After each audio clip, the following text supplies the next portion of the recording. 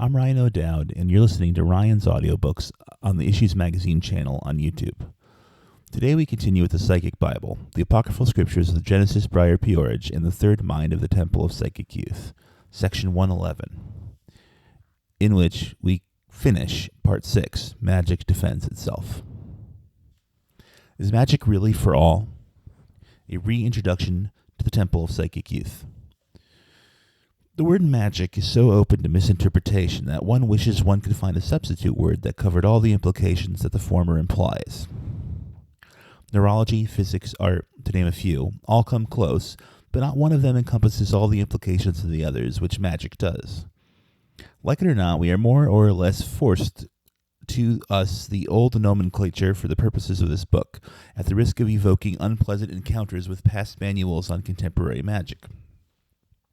We will show our distaste for the word by framing it in quotation marks throughout the course of this work. This book has high hopes. We are going to try to change the way you look at and define the occult. It might be traumatic for some people, as we have no intention of going by the book. This work ought to stand alone. We are going to begin with the assumption that there is really nothing magical about magic at all.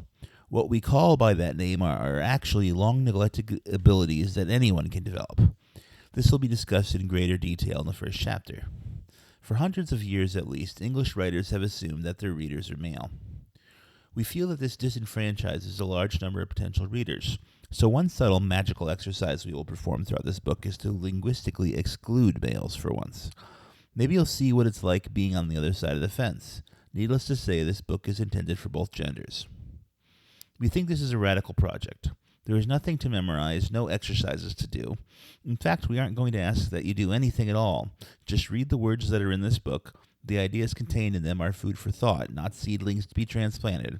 Rather, seeds to be sown on the fertile ground of your own imagination. Our only hope is that they take root and flower. Is magic really for all? Magic is generally portrayed as a very difficult process. It takes years of study to make any real progress. One must learn many complex terms and memorize ornate rituals, often in foreign languages, and collect piles of musty grimoires. No wonder there are so few accomplished magicians. It sounds like pretty hard, tedious work. How many people have given up magic in despair, knowing they'll never be able to pronounce IHVH properly? We're not trying to discredit the more esoteric aspects of the occult by any means, but it also seems like a true magical system, if it is to be valid, has to be written in the language of the day. If Goddess hasn't learned English by now, she can hardly help you get a job at Burger King. The alchemists were often considered to be heretics when they suggested that one could become enlightened with the aid of the most high-tech tools available. It is laughable, sort of, that so-called modern magic is still using the tools treasured by the cutting-edge magicians of the 16th century. One reason magic is so maligned by science is because it is so far behind the realities of modern life. When was the last time you drove a chariot to work, or even saw a live horse for that matter? Modern women's dreams are filled with video computers, guns, automobiles, and spandex, not robes, candles, and swords. A contemporary system of magic has to incorporate these new gestalts, or it belongs in a museum with all the other artifacts. Traditionalists will argue that these later patterns lack the sanctity of the older ones. However, it is equally certain that many old soldiers felt that there was something effeminate about rifles, so they died trying to spear their adversaries. In any case, there can be no doubt that technology is probably going to go a lot further forward before it goes back, so a wise magician will accustom herself to these new tools. For it to be truly useful, not just an affectation, magic must use the most readily available tools that we already know how to use. If the sword was the tool of the knight, then the computer console is the weapon of today's secretary. Editor's note, I might add, smartphone. In pre-literate times, woman dealt with her surroundings on a much less objective level than most of us do now. She watched patterns in nature and detected some sort of pattern behind it all. Before some man, almost certainly the first scientist, called it God, people's magic consisted of trying to second-guess nature's cause and effect by imitating the first step in an observable chain of events. This intuitive level of influencing events is far from primitive. In fact, this book is all about the process of combining knowledge with intuition and energy to bring about change. There are many people who are afraid of the potential we all have within us. we contend that there should be no secrets if magic really is for all. Many books begin with long lectures about the karmic repercussions of using this potential to manipulate the lives and desires of others. We say if that's really what you're into it for, then do it. We think you'll find out soon enough that you have your hands full dealing with your own life. We don't like scare tactics. Don't be nice out of fear. Do it out of convenience. Life's too short to be sticking pins in voodoo dolls. In short, this book really is for all. Your nervous system and your environment are a vast playground, so let's play some new games. It might be said that magic exists for two reasons. 1, to make oneself more sensitive to subtle stimuli. 2, to strengthen oneself spiritually and physically. Begin to listen. Pay attention to the patterns in your life. You might try carrying around a pocket-sized tape recorder and record everything that seems significant. Capture the sounds in your life. Many sounds are capable of triggering intense emotional reactions. Tape fights, gospel meetings, sirens, friends talking, wild parties. Tape yourself having sex. Tape everything you can and listen to it afterwards. What feelings does it bring out? You may in hindsight find that you have accidentally recorded some rather significant or at least peculiar events. You'll probably find that your memory of a given conversation or event does not match your recording of it. For some reason, to record an event in any medium is, in a sense, to deify it, to raise it above other events. Brian Gysin mentions this frequently in regards to writing. Once something is recorded, it becomes truth. The record outlasts our memories. Tapes don't lie. Tapes also have a way of taking you back to an event. Push a button and you're there again. Use the tapes to analyze the sequence of events or behavior that led to success and those that led to failure. What was it you said to that boy in the bar that had him following you the rest of the night? What did you go to get your sister so angry at you? Learn to detect the meanings behind the words people say. Study the inflections, the choice of words. This is a truer divination than you'll ever get from a deck of cards. In a very real sense, you have begun to capture pieces of time. Later, you can restring them like beads onto a pattern more pleasing to you. Pick pieces that have significance, that are part of a larger pattern you want to use. Splice or re-record them randomly and play them back. This technique may be familiar to you. It's the cut-up method. By applying the powers of time capture and cut-ups, we are able, in a way, to short-circuit linear time and create a sort of eddy, where time is swirling, as it were, rather than traveling in a straight line. It is in these outwardly trivial paradoxical states that magic seems to work best. Test your limits. How long can you go without food, sleep, sex? Push yourself. Find out what your physical body is capable of. Many of us get in a lot of trouble by over or underestimating our thresholds. There's nothing quite as frustrating as finding that one's body is simply incapable of performing simple commands due to fatigue, loss of sleep, hunger, etc. Actively seek out your fears and find a way to face them. It may not be possible to conquer them altogether, but try to loosen the grip they have over your behavior.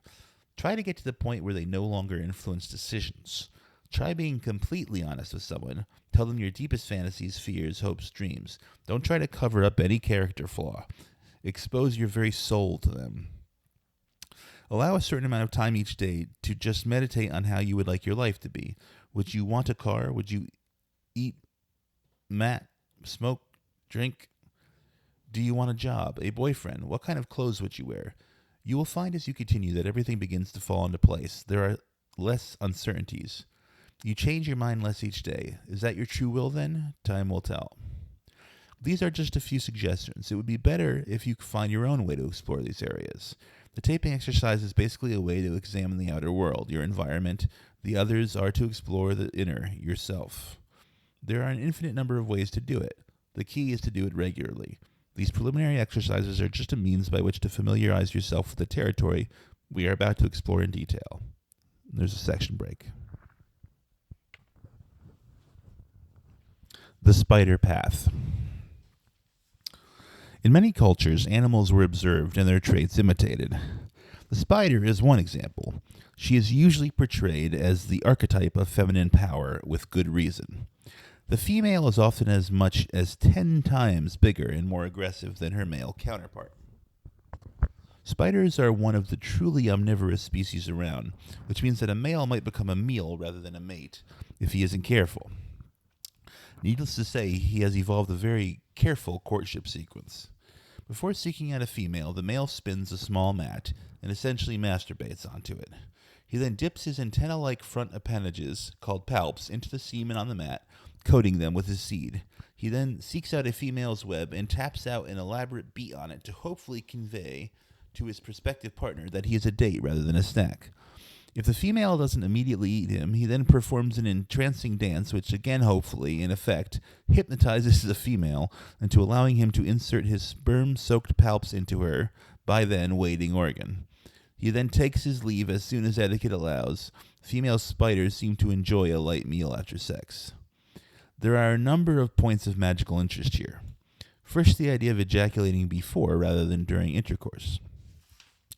This theoretically enables both parties to charge a sigil prior to the actual coupling. Thus, the sexual act itself becomes a magical mixture of elixirs collected previously, devoid of lust. Secondly, the male inserts the semen with an organ incapable of sexual arousal to himself, but very capable of exciting his partner. As many people might have noticed, the male of our species is usually worn out about the time the female really starts humming. By imitating the spider, humans are able to retrain themselves to put the pleasure of the woman first, as he has literally already taken care of himself. The mere act of manually implanting the seed in the female is an interesting act both of discipline and will for the male. It is not often that male sexuality takes a background role in our sexual pastimes. There are a number of other interesting traits possessed by spiders. Nearly all of them are venomous. This is a metaphor often used by Kenneth Grant and Michael Bertriel to denote sexual secretions that some tantric adepts collect from the glands of their sexual partners. It is thought that certain points of the body secrete certain pheromones, which are subtly changed during periods of intense fear, pain, or arousal. Many animals, particularly social species, are known to use pheromones to communicate, activating mating instincts, and so forth. It therefore does not require a great deal of imagination to conclude that such processes, long forgotten, still exist in humans. Many magicians believe that by stimulating certain points on the body, they are able to induce the flow of such substances, and that secretions can be gathered from each different duct by exciting a specific nervous meridian in the body of their partner. Each duct produces a unique pheromone called kalas by tantrics, which in turn possesses its own unique properties as a medicine, drug, or poison. Initiates of this system recommend extreme caution in experimenting with it. They claim that accidental misuse of these substances can be disabling or even fatal. We have not heard of any such accidents, however. It could be a baseless justification of secrecy. In any case, it is an interesting concept. The method of insemination used by the male spider seems an ideal method of exciting these nerve meridians for the purpose of stimulating pheromonic secretions and then collecting them for future use. The idea is not too far away from the well-documented use of human adrenaline as a drug by a certain 1970s author. By the way, the spider has no teeth for chewing food. The venom which she injects into her prey consists in part of a strong acid which, in a manner of hours, begins to convert bone to liquid. Her saliva is also a strong digestive fluid. With her powerful fangs, she tears a hole in her unfortunate victim's skeleton. She then sucks the innards of her victim out, leaving only a hollow shell of insoluble armor. The other points of immediate interest about the spider is the fact that she weaves webs. Webs seem to be a really good magical metaphor. They connect distant points to a center. They are very flexible. They can be used as communication devices, as we have seen with the approach of the prospective male. They are also a combination trap and alarm system. During a ritual, one could select objects representing various desires or goals, place them around oneself, and then, using thread, weave a web connecting them all to the center. Visualizing oneself as a spider in the center of a very sticky, sensitive web might be a very effective form of psychic self-defense if one worries about such things. In literature, a web is often used to represent eloquence with words. However, the web is a two-edged sword, as one is often trapped in them oneself. So also with the spider. If she falls into her own web, she becomes entangled and perish along with the fly she intended as prey. Whenever one weaves webs, there is always the possibility of entrapping oneself in the process. In fact, the web is an excellent symbol for communication and networking in general. It is the best model for information-based relationships to be found in nature.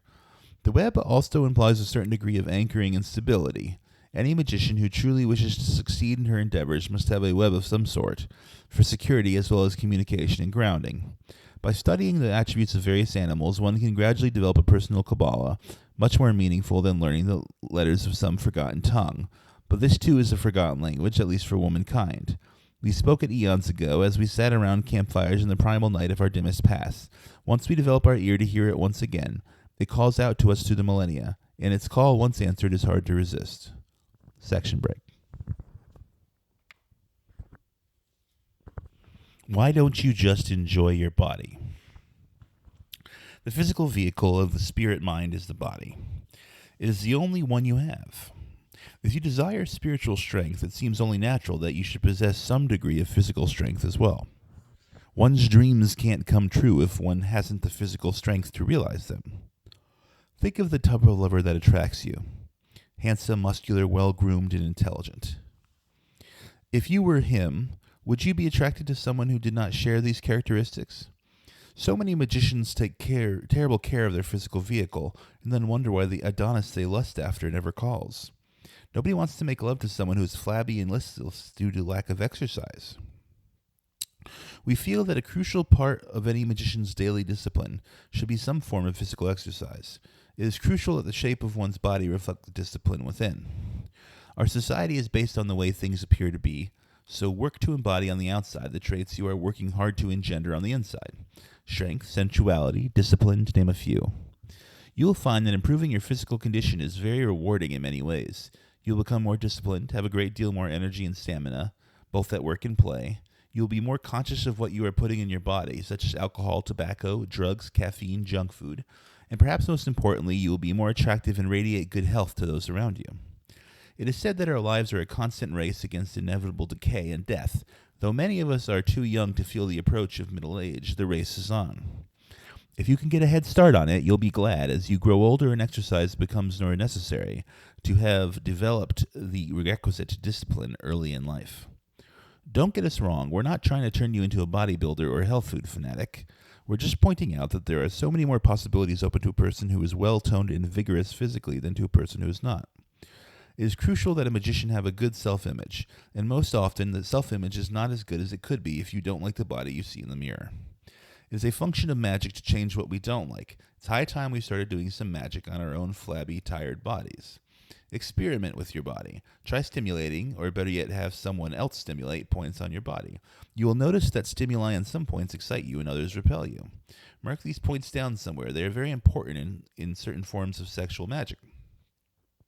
You have surely noticed that in much religious art of all cultures, that particular emphasis is given to the posture of the hands. Christ is often depicted with his thumb and ring finger touching, and the two in between extended. This is meant to be a benediction.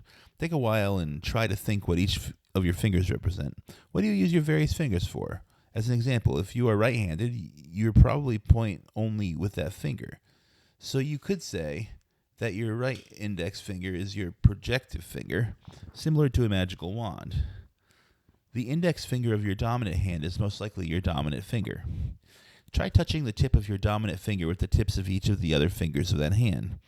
Can you feel a difference in the energy field of your hand when you change? Also try extending, bending, and clenching the remaining fingers while you are touching one with your index finger. Again, you will probably notice subtle differences.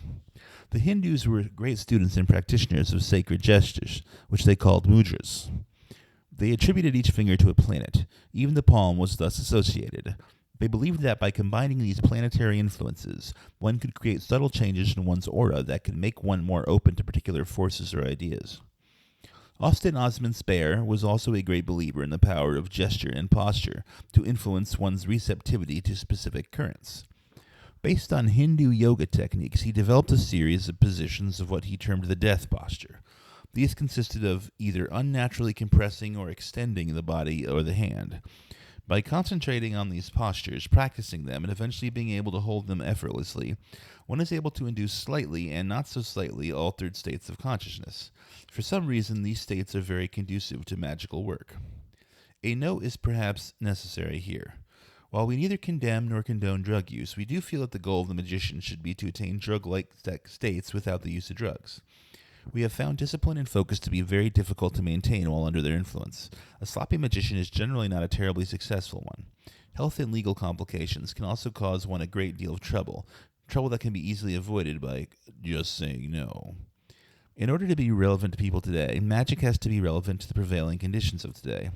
We suggest that you study everything you can find on the various magics and religions of the past. But rather than take them as whole systems, we recommend that you take out only what you find interesting or useful. Keep a reading diary and write down in your own words what interests you in every book you read. This practice need not be confined to non-fiction works. In many works of fiction, especially sci-fi, extremely useful magical concepts are suggested. If you don't write them down, you will forget them, or at best your memory of them will be garbled and of little practical use. Use everything for your rituals. If you don't like the way a Hare Krishna altar is constructed, then use it. That doesn't mean that you have to deal with Hindu archetypes or god forms. Go on your intuition. We can't know what symbols and exercises are going to be most useful to you. Only you do. Experiment with anything that catches your attention. Be eclectic. In order to be a competent magician today requires that you have some conception of scientific knowledge. This to us seems of a lot more value as a foundation than memorizing a lot of long-neglected pantheons and correspondences. Science and mathematics are the language of our time, whether you like them or not. Ignore them and you will be as obsolete as Baal. Every function known can be expressed in mathematical terms. For example, to move a large object, you must apply a force greater than the forces already acting upon it. These forces include the inertial weight of the object, the drag factor, and so forth. Try to think of the things around you as equations rather than objects. Try and calculate how much energy you would need to generate to counteract the influence of gravity on a body of your weight. This type of thought is useful for a number of reasons. First, it trains you to start thinking of the many influences and laws that surround any type of action. Secondly, it makes you more observant. It also will, hopefully, get you to start thinking of magic as a process which can also be expressed mathematically, and you can start evolving your own formulae for solving various magical problems. If you are using mudras or waving your hands around, try to visualize the effect your emotions or gestures are having on the air around you. Try to see the molecules swirling toward you if you are trying to bring up something toward you. If you are trying to send something, you would want the energy to swirl outward. However, the general goal of such operations as casting a circle at the beginning of a ritual are to generate a cone of power around the magician. So it is pretty safe in any ritual to begin by trying to pack as much energy around you as possible. One should always use a certain amount of caution when performing rituals to make things happen, as magic seems to attract the monkey's paw syndrome. That is, you almost always get what you ask for, but it often comes about in a most inconvenient manner. This effect can, in our experience, never be predicted or avoided, but can be minimized by being very clear about exactly what it is you want. If you have any doubts about the desire for the ritual, it would be best to wait and see if the second thoughts dispel before performing it. There are countless cases of people performing spells for a certain person as a lover, only to discover that they not only can't stand him, but they are also unable to get rid of him. This dilemma is reminiscent of the fairy tale about the farmer who got 3 wishes. Being a very simple man, he asked for a sausage. His wife, incensed by his trivial wish, wished it to be on his nose. They ended up using the last wish, getting the accused thing off the poor farmer's nose. Likewise, one may find one's ritual time monopolized, undoing rash or poorly planned desires, rather than making new ones. So at the risk of getting preachy, do give yourself some thought to this. It can save you a lot of heartache and trouble to just be sure and word things in a very straightforward manner.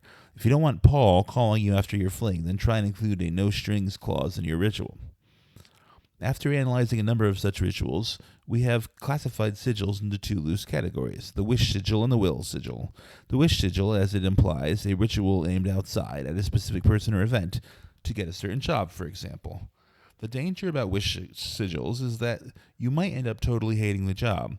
Plus, by merely wishing for that job, you have done nothing to make yourself more qualified to get a different job in the same field. You haven't done anything to yourself. You aren't a better bridge player. You merely stacked the deck for one hand. The will sigil, on the other hand, aims to create a change in the practitioner to make attainment of a specific set of goals possible.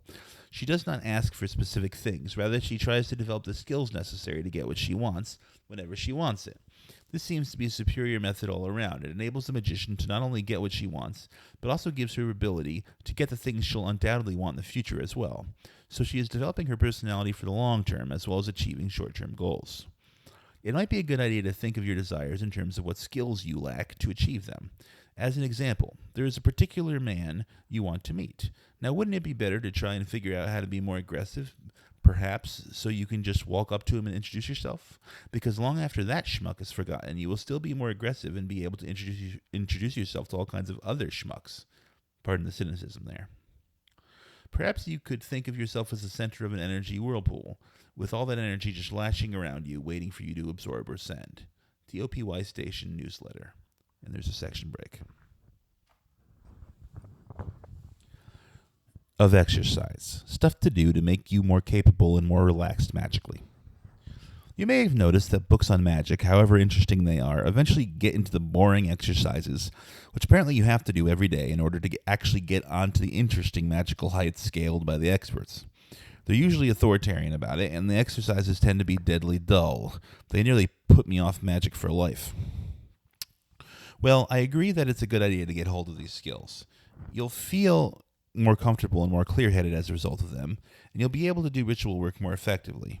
The whole thing will have a lot more sense to you, and will, as the phrase has it, be able to have fun with your head. But I don't see why getting a hold of these skills has to be so dull. When you talk to people who are dead good at magic, they always seem to have a ball getting into this stuff. Why shouldn't the rest of us? But just what are these skills that we're talking about? Well, it's in roughly ascending order of difficulty. They are centering and meditation visualization. There's a lot of stuff you can add onto these, but they mostly require these skills before you can do them, like the Kabbalah, astral projection, scrying, etc. Let's take ourselves through these skills one at a time. Centering. It's very simple, but it gets called all kinds of names. Basically, it's easy. It's how you feel when you're comfortable, with the 5 regular senses kind of in a circle around you. You feel balanced and secure. You should always start off magic from here, and when you feel scared, under pressure, or uncertain anywhere in your life, this is where you should be trying to get to. On one level, it's very unspooky. But the more deeply balanced and centered you feel, the more magical you feel. That's why old occult texts call it names like the birthplace of the soul. It is, but it doesn't feel like it most of the time. The fastest way of getting centered is to take deep breaths, sighing a little, or a lot if you can get away with it, as you exhale. Be aware of your stomach. If it feels tight or nervous, you've got to breathe deeper or longer. And mentally, it should feel like you're looking at your own reactions and thoughts, so that you can identify what's happening to your emotions.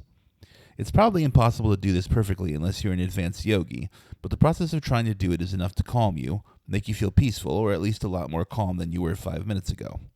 The point is to do it to a point which is good enough, and you'll probably find it so enjoyable you'll keep at it. By the way, this technique is probably familiar today.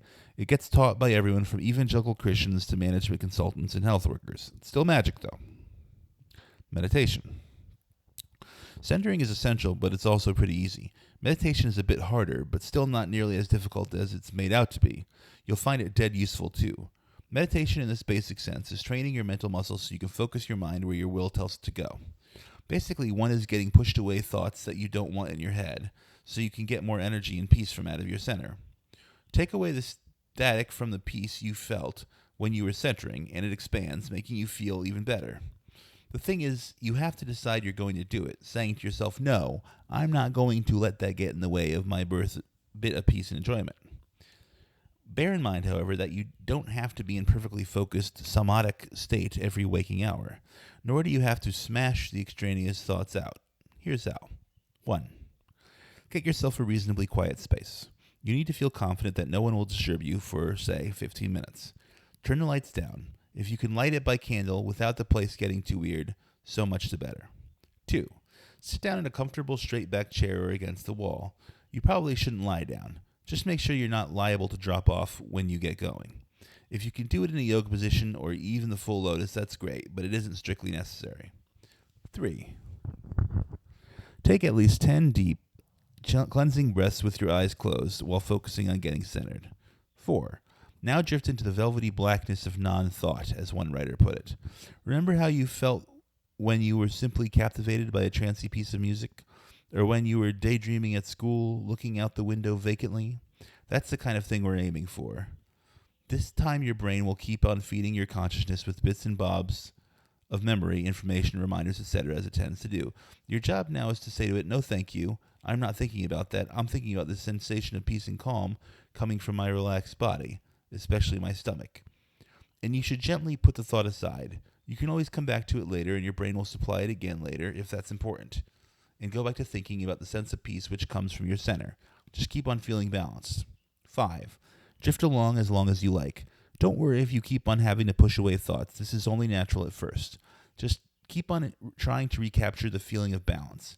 If you're not enjoying it, you're not doing it right. So aim for the feeling of balance and keep trying to return to it. 6. When you've had enough, do a few more deep breaths to wake you up. If you want to use things like meditation videos or even just a picture or sculpture to look at, that's fine. But start off with feeling balanced. That's what it's all about. You do have to be self-disciplined about meditation. You have to decide that you like doing it and that you're going to do it for a while so you can get better at it. If you can sit in 5 minutes a day, that's good. But if you do it for 5 minutes twice a week, that's good too. But make a note of how it feels after the first time and again after a couple of weeks so you can assess your progress. And it's not that hard because you should always be looking for the pleasurable feeling. There are payoffs that you can't discern at first too. Your willpower is becoming more disciplined, more effective, because you're trying to decide to go for that pleasure and calmness. This is useful magically and in the rest of your life too. You're activating the center, toning up that mental muscle, so that when you feel balanced, it feels even better. You're reclaiming time. It's only 5 minutes, but it's 5 minutes that are yours, and that means you are caring for yourself, making yourself happier and stronger. Once you've got the hang of meditation, and that doesn't mean that you're perfect, just that you feel you're good enough, you can use it in all kinds of magical techniques. Especially when you've built onto it another basic technique that is even more useful. Visualization. This is perhaps the most important skill for a lot of magical work, and it's also the one that seems to put more people off than anything else. People tell you to close your eyes and draw a picture in your mind, and of course you can't. You just see blackness. Actually, it's a lot easier than that. But why is it so important? Think of it like this. If you can't imagine how something is, then you can't imagine how you want it to change. If you're trying to access the stuff that is locked away in your unconscious and in the structure of your brain, you can't do it without using imaginative flights of fancy that trigger them. So whatever kind of magic you're doing, knowing how to visualize is bloody useful. All that visualization is the imagination. Obviously, the imagination is a big place, but you don't have to explore all of it, or be a hyper-imaginative artist just to do some useful visualization. You just have to use a bit of it. Another useful idea in understanding visualization is that of daydreaming, but daydreaming under your conscious control. Just as you can be reasonably aware of your surroundings, yet still be off dreaming about that special person or that special glass of beer, which is just around the corner, so you can be thinking consciously about magical stuff while still being aware of where you are. Eventually, you can see what you visualize in the room with you and switch it on and off at will. But you don't have to be that good to get started. Here's how you start. 1. Center yourself. 2. Go into meditation, i.e., pursue that enjoyable sensation of contentment, gently pushing away other thoughts. Use your breathing to gently keep you in the right place. 3. Imagine whiteness spreading as far as you can. Don't expect the image from your eyes to suddenly turn from black to white. It's in your mind's eye. Try using memories of a blank wall to get you going. 4. Once you're fairly comfortable with the white, imagine a nice bold figure on it. A psychic cross could be a good one, or another symbol you're familiar with. The idea is to just let it be there, while gently pushing away intruding thoughts. If it's a real pain trying to get it, stop, open your eyes, get comfortable and centered, and pick an image that's easier, even if it's apparently more complicated. Try a memory of some graphic pornography, perhaps, or a favorite album cover, or the front of the 73 bus. Perhaps even a piece of music. Anything. It certainly doesn't have to be quote-unquote occult. The point is to be able to keep it in place while retaining the comfort and enjoyment of being centered. It really is a lot like daydreaming when you've got the hang of it. One TOPY trick you can use is to look at the graphic of your choice from a paused video or a computer screen and remember it.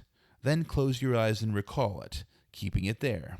You may also wish to use some ritual or ambient music, but that can be distracting. Try it and see. 5. The next trick is to make it move around.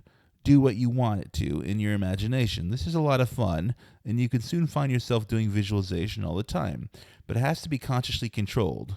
Don't let it turn into bog standard daydreaming. Now you need to experiment. This should be easy once you've got the basic technique under your belt. It should feel good. That's enough to get you started. Once you get centering right, it's not too hard to pick the rest up. Try to keep a brief record of how you're doing. That active monitoring is enough to keep your will active, so that you're actively pushing your skills along. The first magical act you should try is a simple protection ritual. All you do is go into meditation and visualize a circle of light going around your head and then around your body. All the while, you're focusing on the thought that this is protecting you, and no bad energy or hate or attack can reach you when it is activated. This is the most basic ritual and one of the most effective. Now all you have to do is go out and enjoy yourself. Some exercises. The sequence of exercises introduced here is to be used in conjunction with your ritual, but it should also be practiced on its own at least 3 times a week. First, stand up with your legs apart, the width between your feet being approximately that of the width between your shoulders, and let your toes point slightly toward each other. Place your hands on the back of your hips so that the thumbs rest on the hip bone and your lower fingers touch at the base of your spine. Lower your knees and arch yourself backwards. After a while, this might feel slightly uncomfortable, but persevere. Your whole body should start shaking at this point. Just allow it to happen for a few minutes, then again going a bit further than you think is comfortable. Second, lie down and simply concentrate on your breathing, not in the sense you are controlling the breath, but rather as being an outside observer. Nothing should exist but your attention and your pattern of breath. Go on for about 7 minutes. Third, lie down, preferably on a hard surface but with a soft headrest. Draw up your knees and let your feet rest on the soles. As you breathe in, push back with your hips and the back of your head. As you breathe out, lift your hips and your head slightly so that your weight rests on your feet, your back, and your shoulders. Do this for 5 minutes. Fourth, ritual. The first of the exercises works by putting the body in a so-called stress position where the firing zones of the muscular system are activated. This results in a loosening up of muscle blocks that have dammed up or hindered the energy flow through the body. The second one is simply there to acquaint you with your major biological rhythm, that of breath. Do not at this stage confuse it with anapanasati or any other Buddhist or Hindu practice. Now we are solely dealing with your physical aspects, your body, so mind and psyche will have to wait. The third exercise is in a way a crude imitation of what some authorities call the orgasm reflex, i.e. the body's involuntary movements at the moment of release.